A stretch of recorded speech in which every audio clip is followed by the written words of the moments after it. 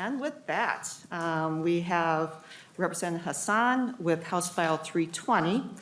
And we would like, Representative Keeler, would you please move House File 320 before the committee? Yes, Madam Chair, I move that we have House File 320 be before us at the committee.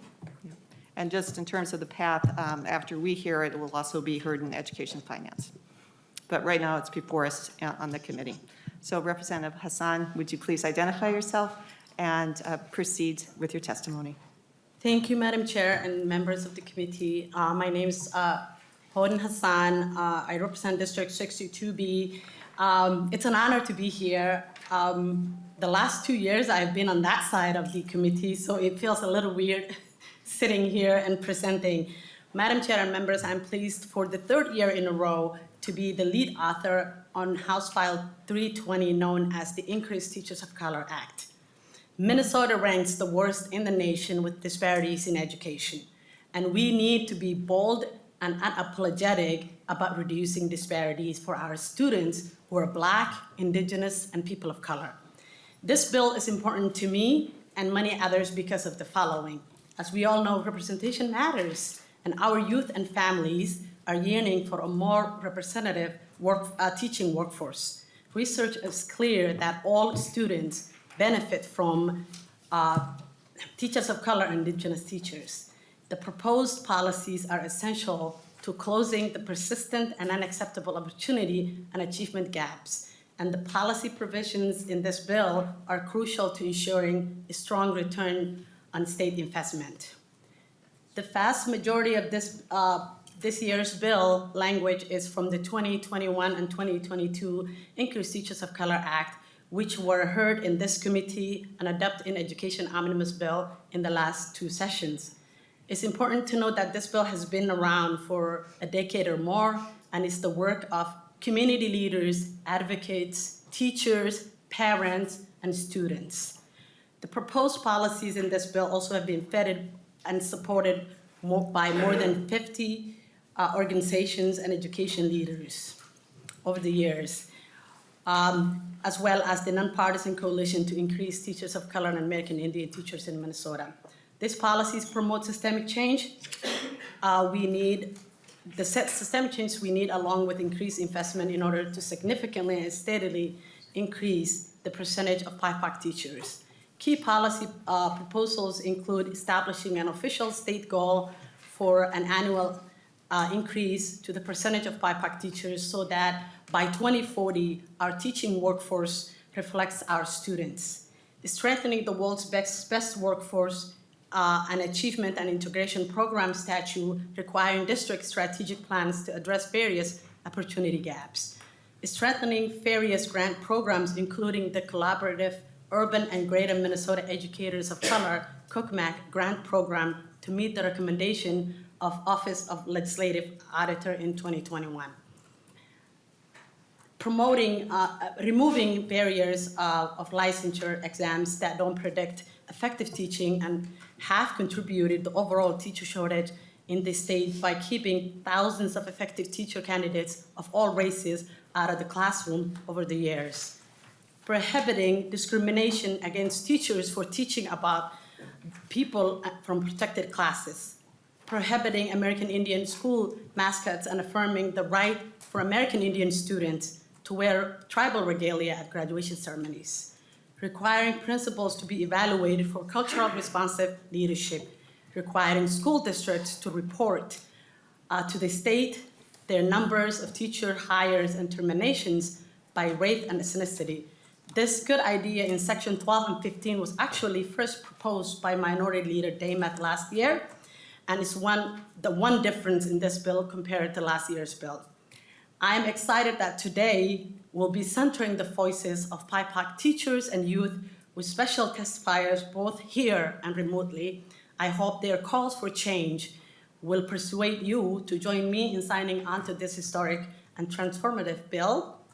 If you haven't already, and voting for it next meeting to refer House File 320 to the Education Finance Committee for further action. Thank you, Madam Chair. Thank you, Representative. So I have, as our next testifier, Ms. Sarah Lancaster, and then after that, Glenn Edwards Shivers. And as you know, you can, succinct testimony is much appreciated, but we are very glad that you're here, and welcome to the committee. Please identify yourself for the record and proceed. Thank you, Madam Chair. Good afternoon, Madam Chair and members. My name is Sarah Lancaster, and I am a first grade teacher in Onamia Public School District 480. In addition to educating the youth at Onamia Public School District for the last decade, I also have the esteemed honor of serving as the 2022 Minnesota Teacher of the Year.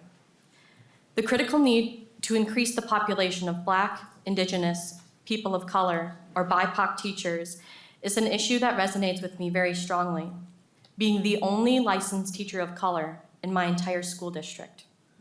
As a 2009 Onamia High School graduate myself, it is not easy to forget the feelings of isolation when I attended elementary and high school.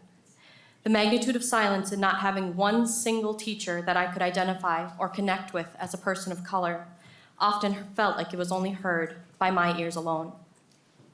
When we think about teaching, we must remember that there are multiple ways to show up for our students. It is impossible for one person or one type of person to show up for every child. In order to provide rich learning experiences for all students, we must ensure that the population of our educators is as beautifully diverse as the students we teach. Experiences like the day when a young student with dark, radiant hair walked into my classroom. She looked at me with her coffee-colored eyes behind her purple-rimmed glasses, and after the school day had ended, her mother called me, and she was in tears. And I was nervous and hesitant because sometimes the feelings of my littles can be so very big. And it is my job as their teacher to reassure not only my students, but also their families. That mother's words brought forth tears that even the memory can still take my breath away. Her daughter's first words returning home were that her teacher looks just like her and that she is beautiful. Her gratitude is still felt today for being able to give her daughter a gift she has never otherwise received. As we know, the percentage of K-12 BIPOC students in Minnesota is 37% and steadily increasing each year. Since there are roughly 63,000 educators in our state, if our teachers reflected our students today, we would have 23,300 BIPOC teachers in our classrooms. However, we only have about 3,000 BIPOC educators, one of which is before you, imploring you to pass HF320 so that we can do more to engage all students and close some of the worst opportunity and achievement gaps in the country. The policies proposed in the Increased Teachers of Color Act are needed to address the multiple interconnected factors contributing to the severe and continuous shortage of BIPOC teachers in schools. This bill helps create a better future of education, one as radiant as that little girl who ran off the bus to tell her mother about our long dark hair, brown eyes, and tan skin. Moments like these, breathtaking and incredible, are happening in our classrooms all across our state. And as the representative of educators in the great state of Minnesota this year, I am so proud and honored to give these amazing moments a voice and to make sure we are heard not only in our classrooms, but beyond. Now it is your turn to give a voice to all of the prospective teachers of color and American Indian teachers waiting to enter and hoping to remain in our classrooms. Thank you for listening. Thank you. And I believe that we have two students that are going to be ready to testify, and maybe if they would both want to come up at this point. One is Glenn Edwards Shivers, third grade student, and then also Asamali. You want to go up to the table now, the two of you together?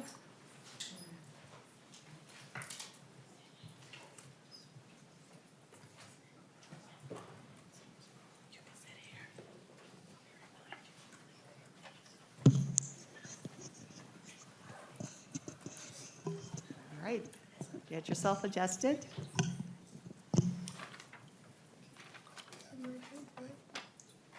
And I believe I have Glenn as going first. And so you can make sure that microphone is up by you, and then everybody will be able to hear you. Yep, there you are. And the first thing, would you say your name again so that everybody can hear it? My name is Glenn Edward Shivers. Perfect. Thank you very much. All right. Please talk to us. Yate members, chairs, and members. Never mind. Yate, madam, and chairs, and members. My name is Glenn Edward Shivers. I am of the Bitterwater clan, born for the Filipino people. Provode of Pangasinan. My maternal grandfather is of the Folded Arms people clan, and my paternal grandfather is of Scottish French descent. I am the 2021-2022 junior grade.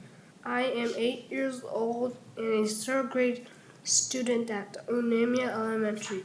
I have never had a teacher of color in my life.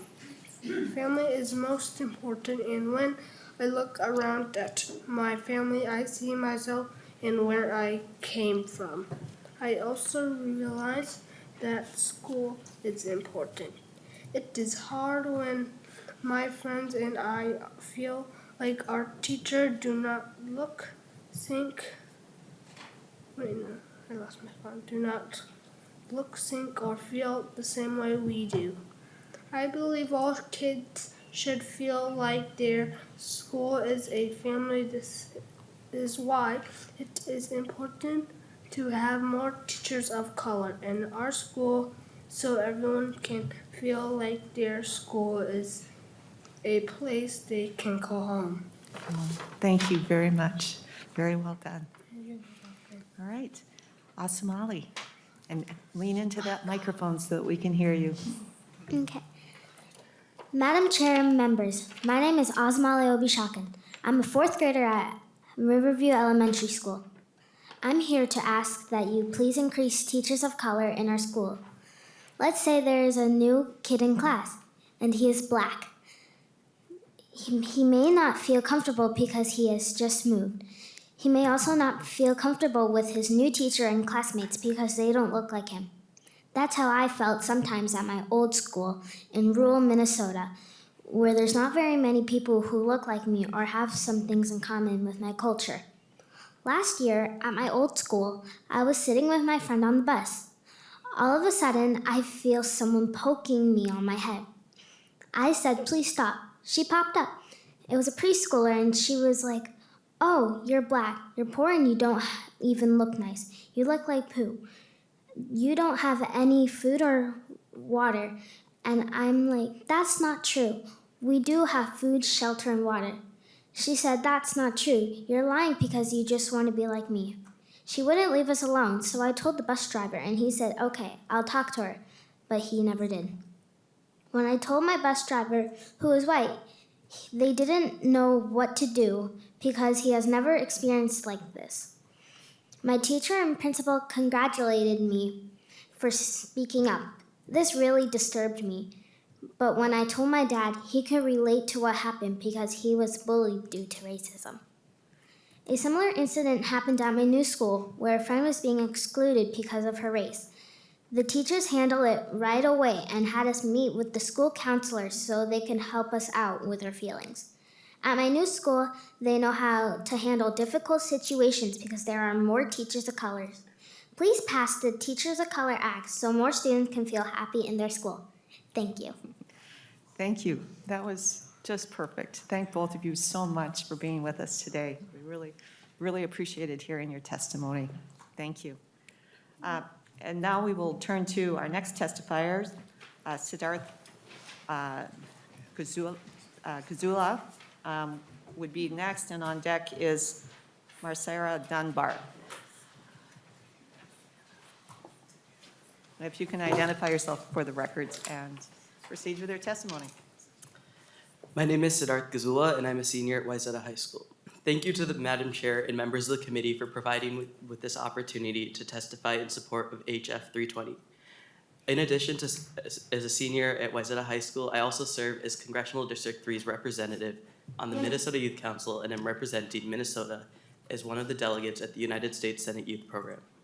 Over the past 13 years attending the Wayzata School District, I've never been taught by a teacher who resembles my appearance.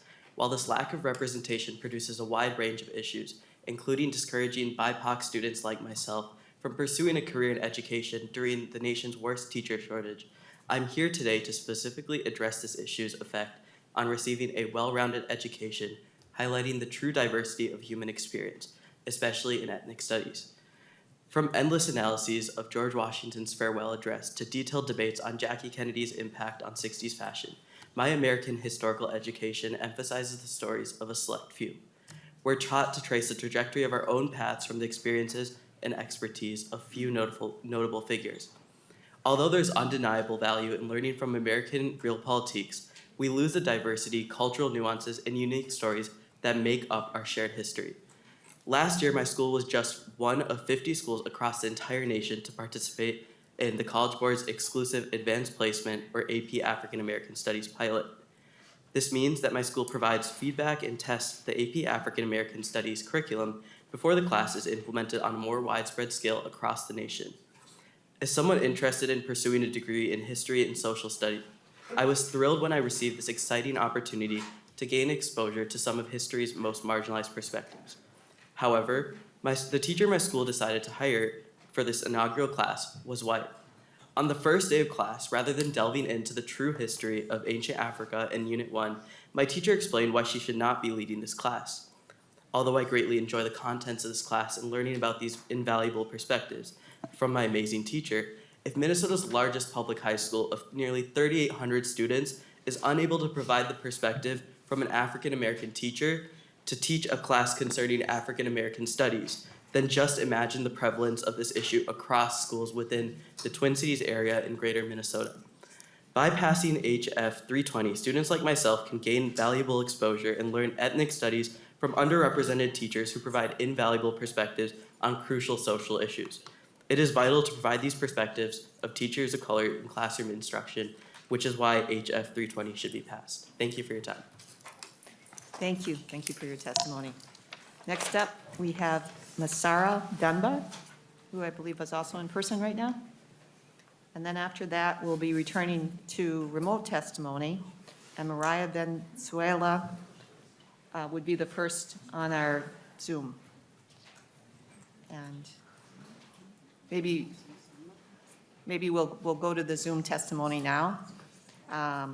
So we have, we'll do a series of Zoom testimony, Mariah Venezuela, and then Mr. Mohammed. I think after that would be our two remote testifiers.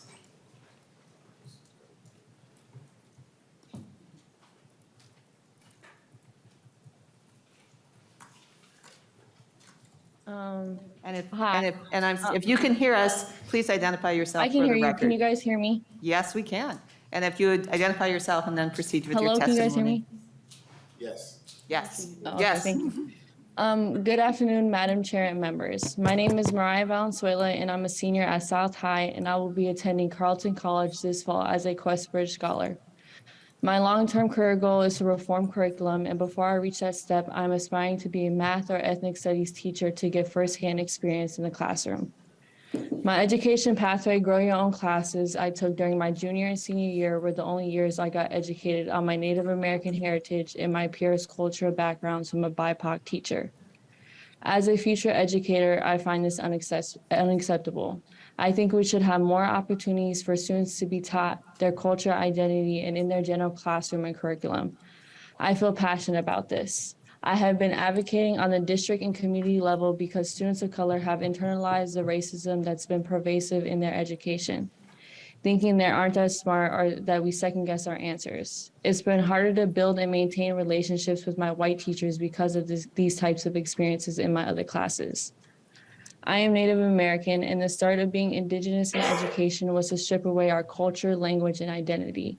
That created generational trauma that led to substance abuse, homelessness, loss of culture, and low graduation rates. The Bureau of Indian Affairs sourced that 29 and 36% of Native students drop out of schools from grades 7 to 12. Those rates only increase when students lack an understanding of their own Native culture. A white teacher can't teach me about my own Indigenous identity and my traditional ways.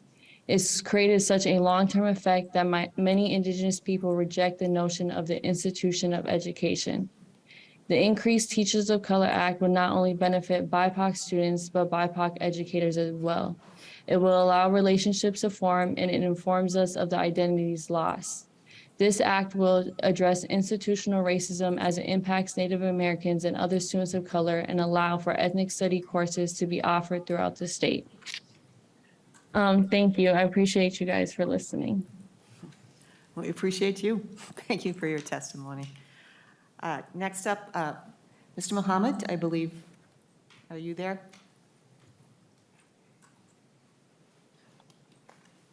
Hello, can you hear me? Yes, if you can identify yourself for the record, and please proceed. Good afternoon, Madam Chair and members. My name is Abdullah Mohammed, and I'm 17 years old. I'm a student at South High in Minneapolis, and I want to be an ESL teacher. I was born in Yemen, where I lived there most of my life for 10 years, and then I moved to Somalia in Kenya, and I speak Arabic, Somali, and English. In 2017, when I moved to the United States, I started school in the 7th grade. It was hard for me because it was a new country and I didn't speak the language. It was a new world for me because of the snow and the people. I remember my first day at school. I went to the bus stop and I took the wrong bus and I arrived at the wrong school. I was there for 30 minutes along until a staff member who spoke Somali asked me if I needed help. This is so important to have someone who speaks the language because it helps students understand what's going on and get them help if they need it. I think it is important to have teachers of color teaching me because it motivates me and inspires me. I am more comfortable asking questions to teachers of colors because the white teachers that I had have never been comfortable teaching about topics race and ethnicity. I am currently taking a college course credit called Ethnic Studies at South High, and it's taught by a teacher of color. She's not afraid of addressing anti-racism issues that most teachers will not talk about it in their classrooms. And she includes Black studies, Native studies, Latinx and Asian, and about Muslim people in every unit that we do. I only had 2 teachers of color since my 7th grade, and they made me feel and seen and cared for. They have made me want to be a teacher who helps immigrant students, just like they helped me and my family when we moved to this country. The school should be a safe environment for students, a place they feel they belong to and validate diversity. I want to be the educator that provide this for them. Thank you for your time. Thank you. And our final remote testifier, Angelica Torralba-Olague. If you can hear us, please identify yourself for the record and proceed with your testimony. Good afternoon, Madam Chair and members. My name is Angelica Torralba-Olague, and I'm a licensed teacher in ESL and Social Studies and a coordinator for the Education Pathway Program at South High School in Minneapolis. I'm testifying today to support the Increased Teachers of Color Act, House File 320. Minneapolis Public Schools was one of the recipients of the Grow Your Own and Intro to Education grants last year. We had 38 participants in our year-long Intro to Education course, and now we have close to 60 students. There are several reasons why so many students are interested in our program. We have 2 teachers of color as the instructors, and we focus on culturally sustaining practices, anti-racist pedagogy, and we center BIPOC experiences. I'll quote one of my students. Quote, because we discuss subjects that aren't typically covered in classrooms, this has represented a safe space for me at school, unquote. Another student said, my GPA has increased as a result of being in the program. It's helped me see additional prospects in life. I also started paying attention in my other classes, and many challenging concepts became more clear, unquote. There are so many benefits for both BIPOC and white students when they have BIPOC teachers. Many have told me I'm their first teacher of color. In a school district that has 65% students of color, and in a city that's a haven for immigrants and refugees, and a strong history of the American Indian movement, our teachers of color and Indigenous teachers should reflect that number too. In reality, our district has a 16% gap that is higher than the state of Minnesota. Minnesota as a whole has a 30% gap, and in Minneapolis, there is a 46% racial and ethnic diversity gap between students and teachers. Due to institutional racism and the lack of process to address hostile work environments, our district has had a hard time retaining our BIPOC teachers. In Minneapolis, close to 200 teachers of color have left or have been fired in the last few years, compared to 48 teachers of color who's been laid off in the last 15 years. There is a dire need to look at our performance evaluation process that disproportionately disciplines our BIPOC staff, and we need to address our practices that create a challenging work environment that contribute to this horrendous attrition rates of our BIPOC teachers. We deserve positive learning and work environments that validate, affirm, and embrace us as BIPOC teachers, and recognize our cultural and community strengths that are essential for the well-being of our students, families, and other BIPOC coworkers. It is not enough for the school district to recruit BIPOC teachers, but there has to be concerted efforts to retain us as well. And that starts with identifying the institutional racism that exists in our policies and practices. MPS has a commitment to equity and inclusion.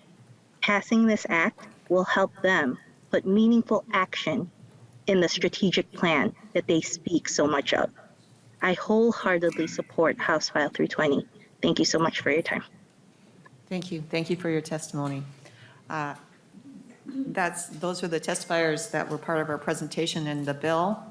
There are a number of people have signed up for public testimony, and I'm just wondering, of the people that have signed up for public testimony, will you be able to return? And I'm sure some of you will, definitely, when we bring out the bill again. But if that would be inconvenient for you, I think that we would still have a couple minutes and we can hear your testimony now.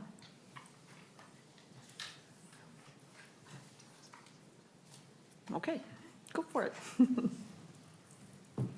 And if you can identify yourself. I'm two people, so that was. Yeah, that's right. Wait a minute, we just saw you. Identify yourselves together. And thank you for closing us out today. Thank you so much. Okay, thank you very much. I'm so glad I have this opportunity to address you one more time. Again, I'm Paula Cole from Educators for Excellence Minnesota, also in representation of Latino Lead. And I'm also a former teacher, and I will be speaking from my heart again during this one and tell you that in 2014, I conducted some research when I was a member of Educators for Excellence Minnesota, landing on teacher diversity and how we needed to recruit, improve induction, and also retention practices. I was a teacher of 7 years. If the things on this list had been part of the environment at my district, I probably would still be teaching right now. So thank you so much for doing this. Also, I am so thrilled because especially in the removal of barriers for licensure is last year's teacher action team came to all of you and talked to you about removing barriers from those examinations for our members who have gone through teacher prep programs, and it's just like heartwarming to see them written here, and just really showing our members that it matters when they call their legislators and they talk about their problems. So I just want to say we are in support, both Latino Lead and Educators for Excellence. Support for this. Thank you to Tokate as well. We have been partnering with them also from day one. The addition of not only recruitment, but also induction and retention is very powerful in the most transformative I've seen it through the years. So thank you very, very much. Thank you. Thank you for your testimony. Glad to hear you today. And others that have signed up for public testimony will be able to continue with that when we return. And with that, I'm going to, yes, Representative Keeler. I just want to say one thing before the littles that testified today leave, because I'm sure they're not going to come back. Again, I've said this before, it is absolutely beautiful to see our next generation stand up and advocate for themselves. And it is even more powerful as an individual who walked through 4 degrees and never saw a teacher at the front of the classroom who looked like me, and I've shared it here many times. What that led me to is to really believe that I was disposable, and unseen and unvalued in this space. And it gives me a whole lot of hope to see individuals who are 7, 8, 9 years old showing up in these really scary spaces and advocating for us. This is the future of Minnesota, and it is absolutely beautiful. And we have to listen to the voices of the kids who are here for all of us. So thank you for your courage to do this. It is terrifying for some of us to sit in these spaces and have these conversations. And so I just wanted to make sure that you guys heard that and you see that from us telling you all thank you, and you are the future of Minnesota, and we are really bright. Yeah. Thank you, Representative Keeler, for expressing what we all feel today. And thank you for everybody that came, everybody that testified remotely. We're all enriched by hearing you, seeing you, and we're grateful for it. But we also have to do the, so Representative Keeler renews her motion to have House File, I always, 320. oh, Just lay it over. I mean, we're laying it over. Oh, okay. All right, sorry. I'm going to get corrected here. So we're just laying it over. Okay. Lay it over or lay it on the table? Yeah, so we're going to continue hearing this bill when we return. It's laid over though, right? Just chair moves to lay over The chair bill moves to lay over, until- so I won't turn to Representative Keeler. The chair moves to lay over the bill, and we'll continue with public testimony and with member discussion. Thank you. Thank you, Thank you, Madam Representative Chair. Hassan.